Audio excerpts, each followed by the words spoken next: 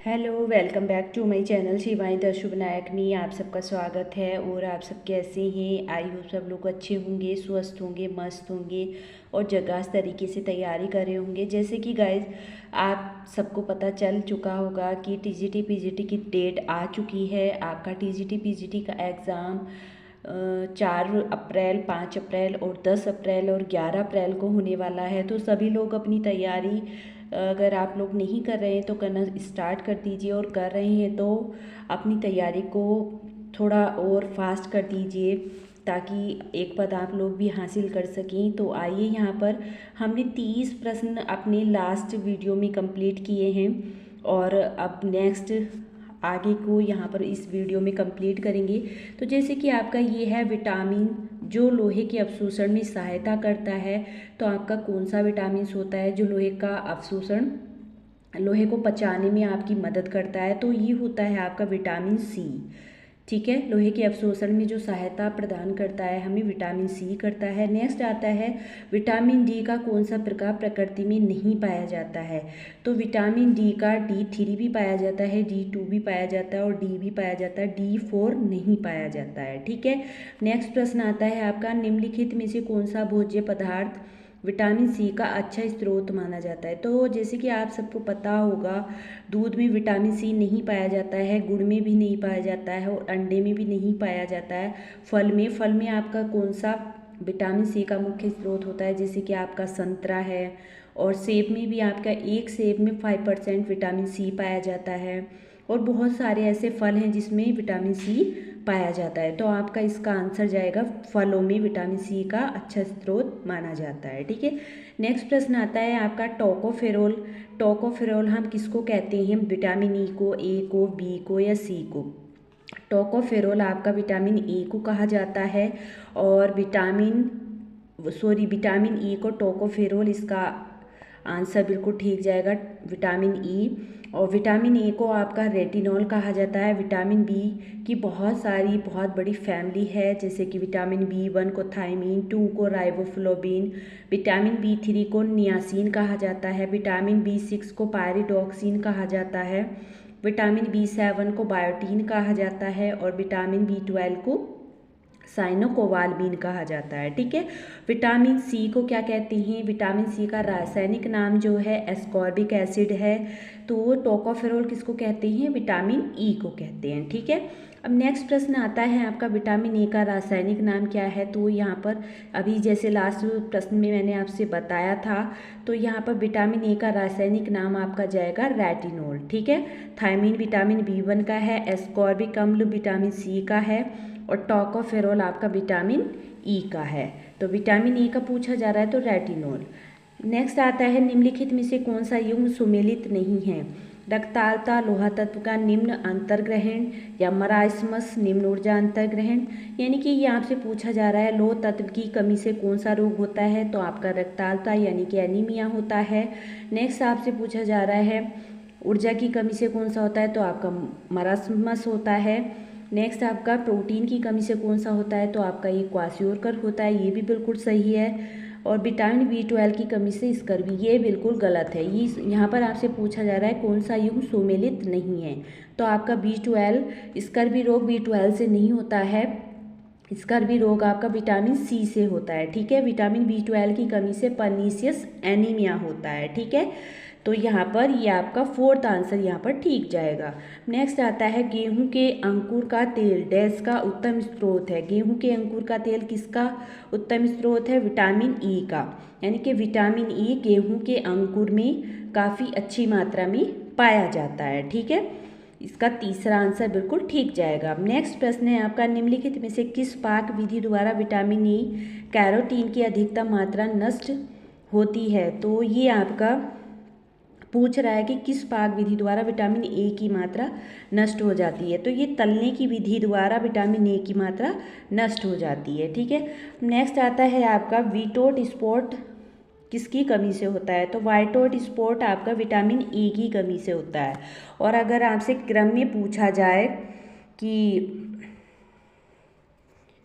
यहाँ पर थोड़ा सा आप लोगों को दिखाई नहीं दे रहा शायद, कोई नहीं, यहाँ पर देख लीजिए, अब बिल्कुल साफ दिखाई दे रहा होगा। तो ये जो आपका व्हाइट आउट स्पॉट है, ये विटामिन ए की कमी से होता है। और क्रम वाइज अगर आपसे पूछता है तो विटामिन ए का सबसे पहले रोग जो होता है वो रतौंधी होता है, फिर सेकंड आपका व्हाइट आउट स्पॉट होता है, फिर आपका जीरोफथेलमिया हुआ है, जीरोफथेलमिया जिसको बहुत घातक बीमारी कहा जाता है। ठीक है, बहुत सारे रोग हैं जो आपकी विटामिन ए की कमी से होते हैं। और नेक्स्ट है आपका लोहे का कार्य क्या होता है, यानी कि आयरन का कार्य क्या होता है हमारी बॉडी में। तो आयरन का कार्य होता है ऑक्सीजन को पहुंचाना। ठीक है, नेक्स्ट प्रश्न आता है आपका, निम्नलिखित में से कौन सा एक कैल्शियम का अच्छा स्रोत माना जाता है। तो ये दूध आपका कैल्शियम का अच्छा स्रोत माना जाता है। नेक्स्ट आता है, डैश रिकेटस रोगों में कैल्शियम की अधिक मात्रा दी जाती है। स्कर्वी, ज्वर, वेरी या ओस्टियोमलेशिया। ओस्टियोमलेशिया और रिकेटस रोगों में कैल्शियम की अधिक मात्रा दी जाती है। ठीक है, नेक्स्ट प्रश्न आता है नेक्स्ट प्रश्न आता है, निम्न में से खनिज लवण स्रोत है। खनिज लवण किसके स्रोत हैं। तो ये हरी पत्तेदार सब्जियों के स्रोत। खनिज लवण आपका हरी पत्तेदार सब्जियों में अधिक पाया जाता है। नेक्स्ट प्रश्न आता है, विटामिन ए की कमी से कौन सा रोग होता है। तो विटामिन ए की कमी से आपका रतौंधी होता है। बैरी रोग विटामिन B1 की कमी से होता है। स्कर्वी आपका विटामिन सी की कमी से होता है। और विटामिन डी की कमी से रिकेटस रोग होता है। तो विटामिन ए की कमी से होने वाला रोग आपका रतौंधी इज राइट आंसर। नेक्स्ट आता है आपका, मनुष्य के उत्तम स्वास्थ्य के लिए आवश्यक खनिज लवणों की संख्या कितनी होती है। तो ये 24 होती है। ठीक है, नेक्स्ट प्रश्न आता है आपका, शरीर में ऊर्जा न देने वाला भोजन तत्व कौन सा है। तो शरीर में आपसे बता दूं, ये जो आपका कार्बोहाइड्रेट है, ये भी 1 ग्राम कार्बोहाइड्रेट से आपको 4 कैलोरीज मिलती है। 1 ग्राम प्रोटीन से आपको 4 कैलोरीज मिलती है। 1 ग्राम वसा से आपको 9 कैलोरीज मिलती है। और ये जो आपका खनिज लवण है यानी कि मिनरल सॉल्ट, ये आपको बिल्कुल भी ऊर्जा प्रदान नहीं करते हैं। ठीक है, नेक्स्ट प्रश्न आता है आपका, हमारे शरीर के कुल भार का कितना प्रतिशत जल से बना होता है। तो ये जो आपका 62% है, ये हमारे शरीर में 62% जल पाया जाता है। यानी कि हमारे भार का 62% भार जो वो होता है बॉडी का, वो जल का होता है। ठीक है, बाकी सारे जैसे कि आपकी खनिज लवण हुआ, प्रोटीन, मतलब और जितने भी आपके मिनरल हैं या फिर आपकी कार्बोहाइड्रेट, इन सब से बना होता है। बाकी जल की जो मात्रा होती है वो 62% होती है हमारी बॉडी में। नेक्स्ट आता है, जल एक यौगिक है जो निम्न तत्वों से मिलकर के बना है। तो जल आपका किन तत्वों से मिलकर के बना है, हाइड्रोजन और ऑक्सीजन। इसका आंसर जाएगा, जल एक यौगिक जो निम्न तत्वों से मिलकर बना है, हाइड्रोजन तथा ऑक्सीजन। ठीक है, नेक्स्ट आता है, जल का रासायनिक सूत्र कौन सा है। तो H2O, ये हाइड्रोजन प्लस ऑक्सीजन से मिलकर बना है। तो यहाँ पर H2O इसका राइट आंसर जाएगा। नेक्स्ट आएगा, कुएं के पानी के शुद्धिकरण के लिए मिलाया जाता है। तो क्या मिलाया जाता है, पोटेशियम परमैंगनेट।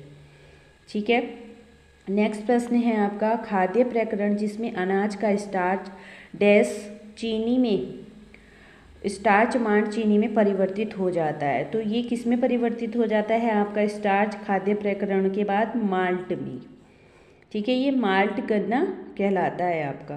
काली चाय से हरी चाय बेहतर होती है क्योंकि उसमें अधिक एंटीऑक्सीडेंट पाए जाते हैं। ठीक है, नेक्स्ट प्रश्न आता है, प्राणिज भोज्य पदार्थों और वानस्पतिक भोज्य पदार्थों द्वारा प्राप्त होता है। तो प्राणिज और वनस्पति भोज्य पदार्थों द्वारा क्या प्राप्त होता है आपको, प्रोटीन। इसका जो राइट आंसर जाएगा वो प्रोटीन जाएगा। ठीक है, वैसे तो वसा भी होता है, हमें दोनों से ही प्राप्त होता है वसा भी, लेकिन खनिज लवण जो होता है वो हमें दोनों से प्राप्त नहीं होता है। ये आपका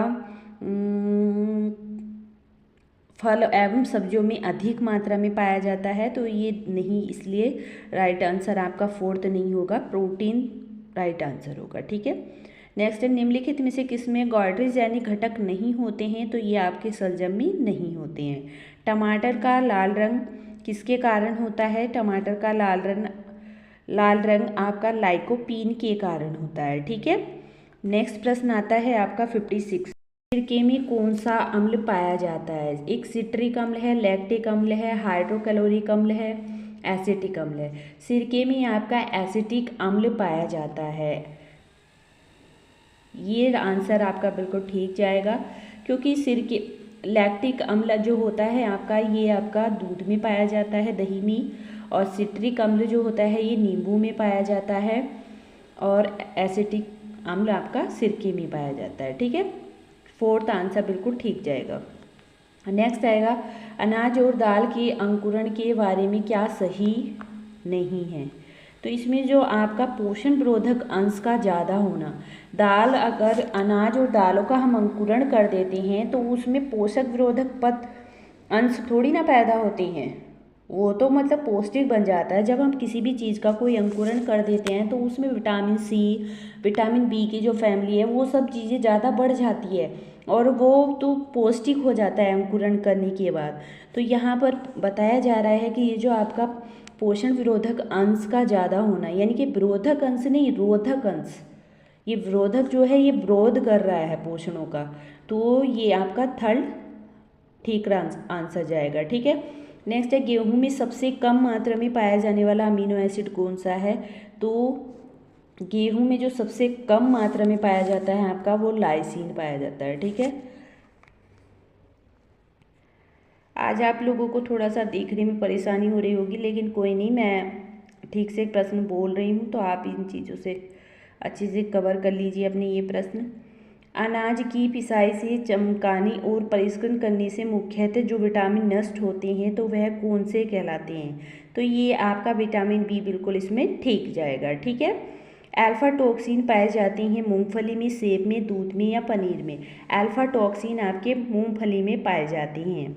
आमतौर पर सामान्य वायुमंडलीय स्थितियों में से मांस, मछली और दूध उत्पादों का भंडारण कितना दिन रखा जा सकता है? तो ये आप जो ये मांस वगैरह होते हैं या दूध से बनी कोई पदार्थ चीज़ें होती हैं, तो आप उनको कितने दिनों तक संरक्षित कर सकते हैं?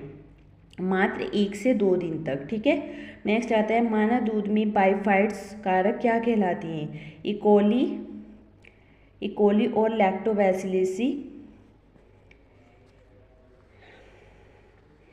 इकोली लैक्टोबैसिली दोनों के विकास को ये रोकता है। इकोली और लैक्टोबैसिली दोनों के विकास को रोकता है। इकोली और लैक्टोबैसिली दोनों के विकास को प्रोत्साहित करता है। तो ये जो आपके मानव दूध के बाइफाइट्स कारक होती हैं, ये इकोली और लैक्टोबैसिली दोनों के विकास को रोकता है। ठीक है, गरीब आदमी का दूध किसको कहा जाता है? तो गरीब आदमी का दूध रागी को कहा जाता है। यहीं पर एक क्वेश्चन और आप नोट कर लीजिए, गरीब आदमी का मांस सोयाबीन को कहा जाता है। ठीक है, दूध का खमीरी उत्पाद क्या है? तो दूध का खमीरी उत्पाद आपका पनीर है। जब दूध में यह डाला जाता है तो कैल्शियम में समृद्ध पनीर प्राप्त होता है। क्या डाला जाता है? Citric acid. अगर हम दूध में साइट्रिक एसिड डाल देते हैं तो दूध फट जाता है, और फटने के बाद जो आपका फाटन होता है, पानी होता है, उसको क्या कहते हैं, ये आपको कमेंट बॉक्स में बताना है। ठीक है, और जो वो पनीर बनता है वो उसका कैल्शियम का दूध का क्या कहलाता है? खमीरीकरण कहलाता है। ठीक है, तो ये हम साइट्रिक जो नींबू होता है, हम उबलते हुए दूध में अगर उसको डाल देंगे तो वो फट जाएगा और उससे हमें पनीर प्राप्त हो जाएगा। ठीक है, एर्गोनोमिक्स मजदूर कार्यक्षमता 7 शब्द को ग्रीक शब्द एर्गोनोनोमस से बनाया गया है, जिनका मतलब है नैसर्गिक नियम के साथ काम करना। इसका फर्स्ट आंसर बिल्कुल ठीक जाएगा। नेक्स्ट है आपका, तो तेलिया मछलियों के उस घटक का नाम बताइए जो कि बच्चों में मस्तिष्क के विकास में मदद करते हैं। Omega 3 fatty acid. इसका थर्ड आंसर बिल्कुल ठीक जाएगा, ओमेगा 3 फैटी एसिड। अब आपको बिल्कुल ठीक दिख रहा होगा। प्रश्न है आपका, नियम के अनुसार एक व्यक्ति को इनमें कितने मूत्र विसर्जन के लिए पर्याप्त पानी पीना चाहिए? तो 800 से 1000 ml, यानी कि 800 से 1000 मिलीलीटर मूत्र प्रतिदिन पीना चाहिए।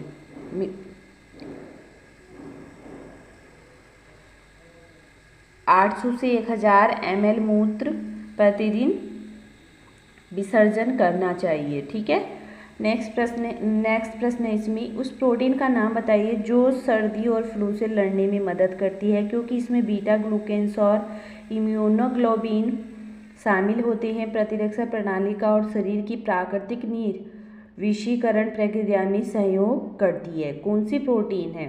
तो ये आपकी ग्लोबुलिन प्रोटीन जो है ये आपकी प्रतिरक्षा प्रणाली और शरीर की प्राकृतिक निर्विषीकरण प्रक्रिया में मदद करती है। ठीक है। नेक्स्ट प्रश्न है आपका, इनमें से कौन सी इकाई पानी के गंदलेपन को मापने के लिए प्रयुक्त नहीं की जाती? तो ये आपका ATU जो इकाई है, चौथा आंसर ये बिल्कुल ठीक है। NTU, JTU और FTU जो होती है वो आपकी पानी के गंदलेपन को मापने में प्रयुक्त होती है। ठीक है। और यहाँ पर सेकंड लास्ट क्वेश्चन है आपका, सब्जियों के रेशे छूने में कैसे होते हैं? तो इस सब्जी के रेशे आप गर्मियों में छुओगे तभी आपको ठंडे ही नज़र आएंगे और सर्दियों में छुओगे तभी आपको ठंडे ही नज़र आएंगे, तो ये ठंडे होते हैं। ये प्रश्न आपका पूछा भी जा चुका है TGT PGT में, काफ़ी इंपॉर्टेंट प्रश्न है तो आपको याद रखना है। आहार नियोजन महत्वपूर्ण